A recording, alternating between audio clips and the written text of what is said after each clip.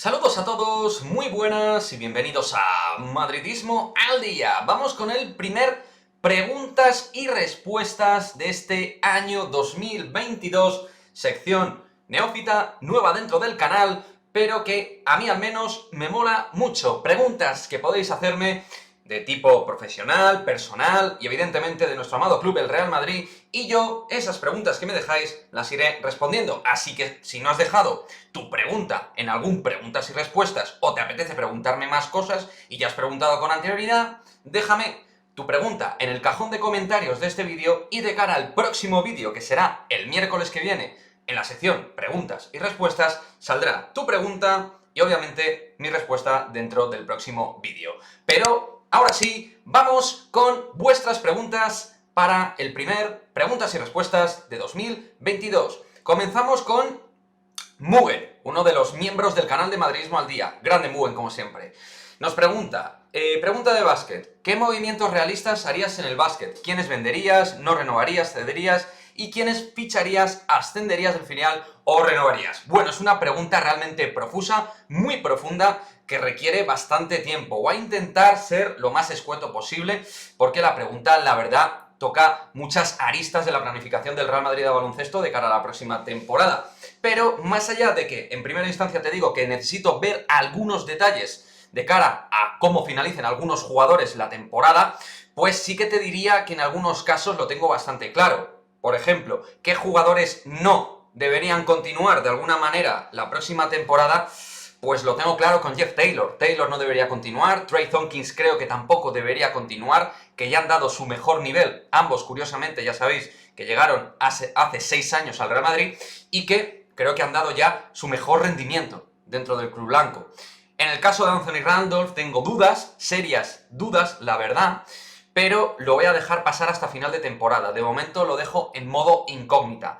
En cuanto, por ejemplo, Rudy Fernández, que tiene que renovar este verano, le dejamos en una renovación a la baja. Creo que debe continuar, puede producir y el tío se adapta absolutamente a todo. Y ha demostrado ser altamente profesional.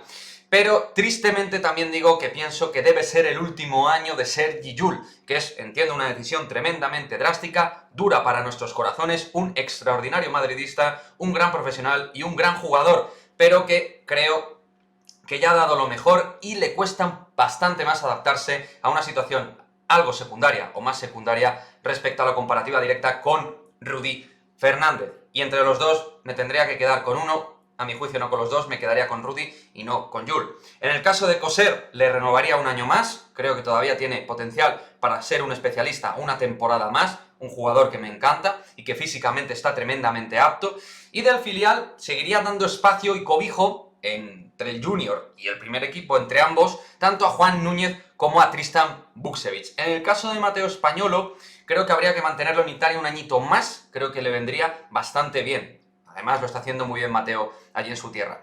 Y por supuesto, por encima de todo, que no se me ha olvidado, hay que pujar y renovar como sea a Gerson Yabusel como nuestro 4 titular. Ahí no tengo ninguna duda. El Madrid tiene que pujar como sea y hacerle que se le borre la idea de ir a la NBA.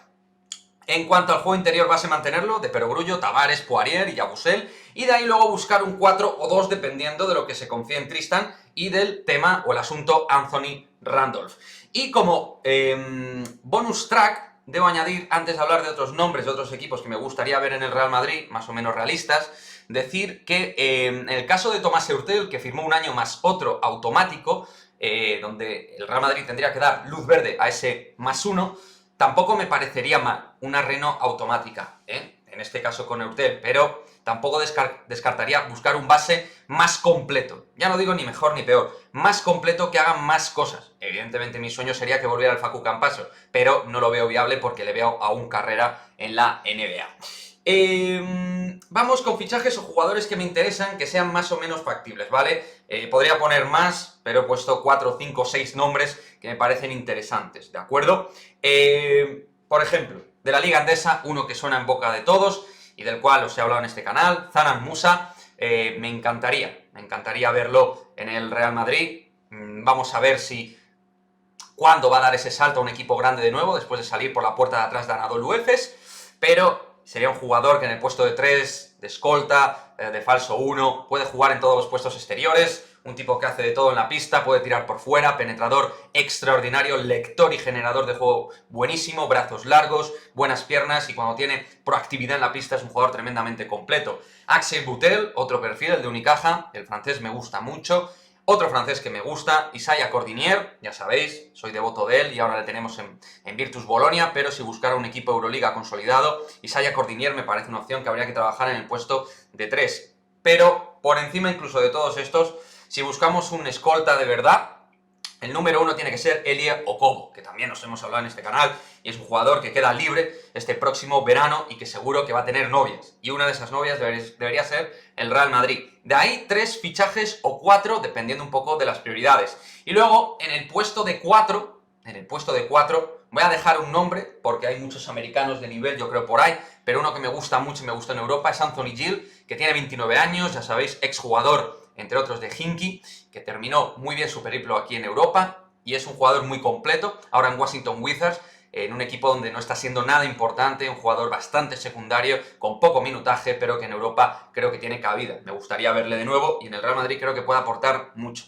Y en modo más difícil, pero no considero imposible por las circunstancias de cada uno, por ejemplo, la vuelta de Usman Garuba sería muy interesante dentro del Real Madrid. Volvería a tener cobijo en el puesto de 4, claramente, si ha salido hastiado de la NBA. Y luego en el caso de Juancho Hernán Gómez e incluso Santi Aldama, creo que son elementos que hay que tener lupa sobre ellos, porque son jugadores que ocupan, al igual que Usman Garuba, pasaporte español y que son jóvenes y que tienen una, digamos, capacidad de sobresalir claramente por sus características físicas y técnicas dentro del básquet europeo. Menos en el caso de Aldama, pero es un jugador en el cual empezaría a vigilar porque puede hacer cosas muy interesantes.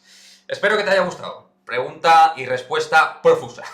Daniel Madrid, si fichamos a Mbappé y Haaland, ¿a quién dejarías en el banquillo? ¿A Vinicius o Benzema? ¿O sacarías a los 4 en el 11? Bien, esto requiere un poquito de agua porque también va largo. Perdón por este parón, pero es lo que tienen estos vídeos de preguntas y respuestas.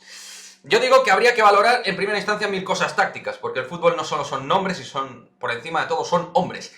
Táctica es súper importante en el fútbol top y vaya, creo que es algo que hay que mirar claramente.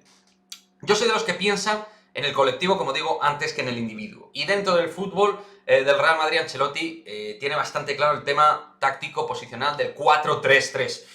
Yo probablemente, viniendo ambos, tanto Haaland como Mbappé, quitaría a Benzema dentro de este sistema.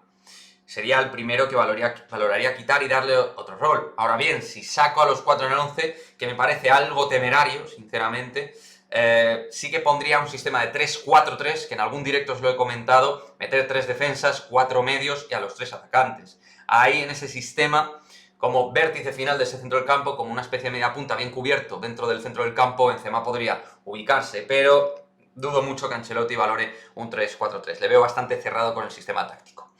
Vamos con José Antonio. ¿Qué tal? Muy buenas, José Antonio. Buenas noches. Dice, quería preguntar en qué ha quedado el posible acuerdo que estaba negociando hace tiempo el Real Madrid con el grupo saudí Qiddiya, que consiste en 150 millones por 10 años. A la Madrid. Bueno, yo soy bastante escéptico y tengo mis reticencias con que realmente existiera este tipo de propuestas realmente por esta multinacional saudita. Lo veo difícil. Hablamos de 150 millones en 10 años, tener en cuenta que, por ejemplo, el Lyon en su patrocinio tiene 8 millones por año. Y el Olympique de Lyon es un equipo con Champions de por medio. Es verdad que la marca Real Madrid vende muchísimo, pero la productividad deportiva del Lyon con respecto al Madrid y las jugadoras que tiene son de mucho más valor. Así que este tema lo comentamos Miri y yo, Miriam de Pioneras Blancas, la presidenta de Pioneras Blancas, lo comentamos y ambos éramos muy escépticos a este respecto. No creo que exista este tipo de propuesta. Leo Roldán Araujo. ¿Qué pasa, Leo? ¿Cómo estás? Habitual del canal. Hola, Kike, ¿has visto a Óscar Aranda? Si es así, ¿qué opinas de él? Pues claro que lo he visto, tanto en el Juvenil A como en el Real Madrid Castilla, de Raúl. A mí me parece un jugadorazo. Mucho futuro, físico, un grandísimo golpeo de balón, muchísima clase a la hora de hacer las diagonales, trenzar paredes, correr en conducción y romper al espacio. Pienso que debe tener alguna oportunidad, pero es verdad que dentro de los posicionamientos que hay en el primer equipo y la ocupación del 3/4 de lo que es la fase ofensiva del Real Madrid, pues lo tiene todo muy acotado. Yo valoraría incluso una cesión de cara a la próxima temporada. Francisco Javier Díaz Herrera. ¿Qué pasa, Francisco? ¿Qué necesitaría el Real Madrid femenino para reforzar la plantilla de cara a la próxima temporada? Entiendo. Yo te voy a hablar de cara, no al mercado invernal, sino ya en general de cara a la próxima temporada, donde yo creo que habría que hacer bastantes movimientos. Pero en primer lugar, el perfil de jugadora que creo que requiere el Real Madrid Fem sería jugadoras físicas, con más velocidad, potencia y ocupación de más campo, más espacio. Jugadoras, en principio, más bien jóvenes, que tengan todavía proyección, pero también con experiencia dentro del panorama europeo.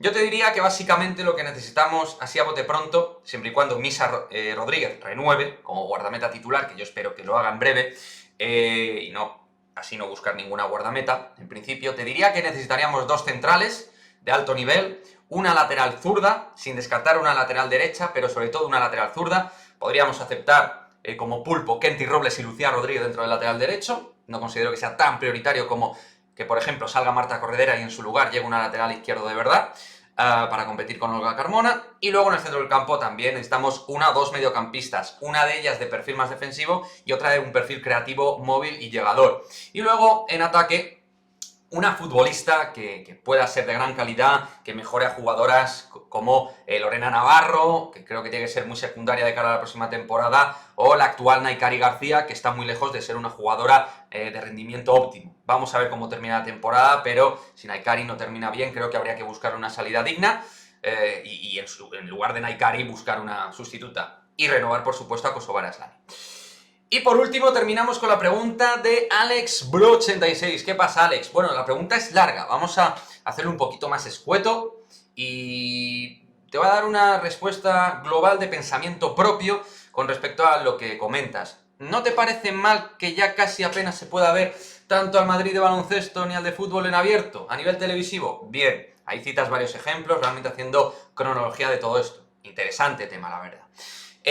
Yo, así a bote pronto, te digo que creo que es sensato que haya plataformas privadas que pujen y apuesten por el deporte. Pero es verdad que, por otra parte, deberían negociarse los precios de consumidor.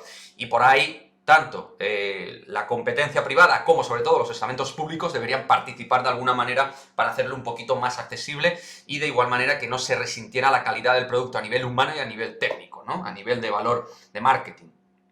Pero si queremos una liga competitiva, está claro que para mí las teles tienen que apostar por los productos, ¿no? Y tiene que haber ahí una competencia. Yo sí que apuesto por la parcela privada, pero, como te digo, en esa libre competencia creo que tiene que haber un trabajo de equilibrio por parte de los estamentos públicos y entrar de alguna manera en las pujas para que, digamos, el precio final, que yo creo que es más de lo que se trata, lo que tú comentas, Alex, de que sea algo cercano y que sea algo por lo cual la gente pueda pagar de manera más generalizada y que no parezca un producto Prime, ¿no? Por decirlo de alguna manera, para gente con mayor poder adquisitivo. Pero bueno, sí que digo que hay que marcar una línea de productividad privada dentro del deporte, pero dentro de un orden y unos límites también, ¿no? A nivel de precio final de consumidor. Espero que te haya servido mi respuesta. Chicos, bueno, ha sido un poquito largo, pero me ha molado, ¿eh? Me ha molado porque hemos tocado diversos temas, como siempre, en el preguntas y respuestas, lo cual me parece súper guay. De cara al próximo, lo dicho, dejadme vuestra preguntita aquí en el cajón de comentarios de cara al próximo vídeo. Muchísimas gracias a todos los que habéis participado en todos los vídeos de la sección. Muchísimas gracias a todos los que vayáis participando en el preguntas y respuestas. Y nos vemos en el próximo vídeo. ¡A la Madrid! Muchas gracias. Chao, chao, chao.